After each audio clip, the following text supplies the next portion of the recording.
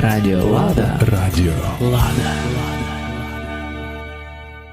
Допускаємо, що в нашому народі все були маргінали. І нині суть такі бідні, духовно отсталі, думаючи, що на чужій ідеології, послуживши, вони щось виграють. А реально, отколовшись від кореня свого, не приставши до кореня другого, а корінь другий їм сок не дасть, такі люди просто погибають. Євангеліє навчає нас, як важно один за другого молитися.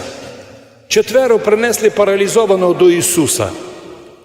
Кругом повно людей, у дверях не зайдеш із 4 носілками. Так от смикнули друзі, вилізли на хижу, а восточні хижі і в древності були простенькі, зверху дерев'яні, такі лаги, солома там, глина.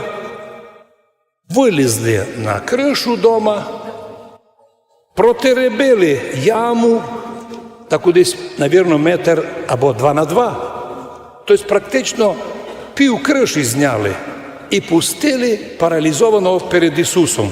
Но Ісус терпів. Чому? Ведь міг казати, куди йдете без очереді? Но Ісус видів єно чудо. Чудо, котре ми з вами часто видимо. Чудо, яке називається так.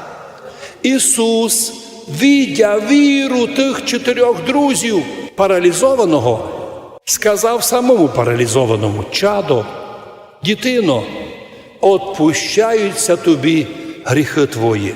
Ми допускаємо, що паралізований сам був безпомочний. Не говорити не знав. Йому дали їсти, пити, йому доста.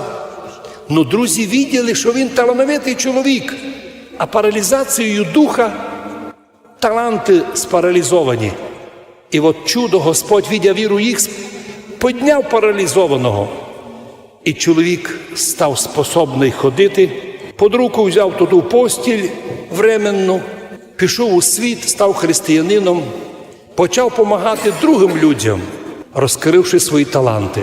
Так от в ісцеленні паралізованого я вижу то чудо, коли Кирил і Мефодій, наш народ 1100 років назад, вернули від язичества до візантійського православ'я.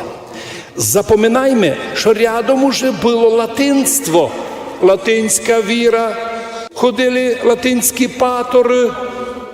Народ щось не розумів їх, щось не довіряв їм. Князя нашого просили, князі зібралися і просили Ростислава: нам би треба щось своє, то не нашоє. І Кирил і Мефодій приготовили нашоє, і з того часу Бог подарував нам, що в церкві Христовій ми один другого поддержуємо. Коли хтось у нас вдома паралізований, у многих жон муж'я вдома паралізовані. У якому смислі? Так сидять вдома, не ходять не молитися, до церкви не ходять, телевізор позирають і від телевізора стають безумні.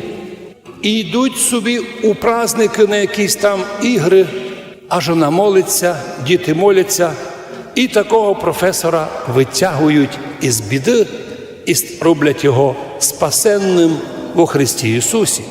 Радіо Лада. Радіо Лада.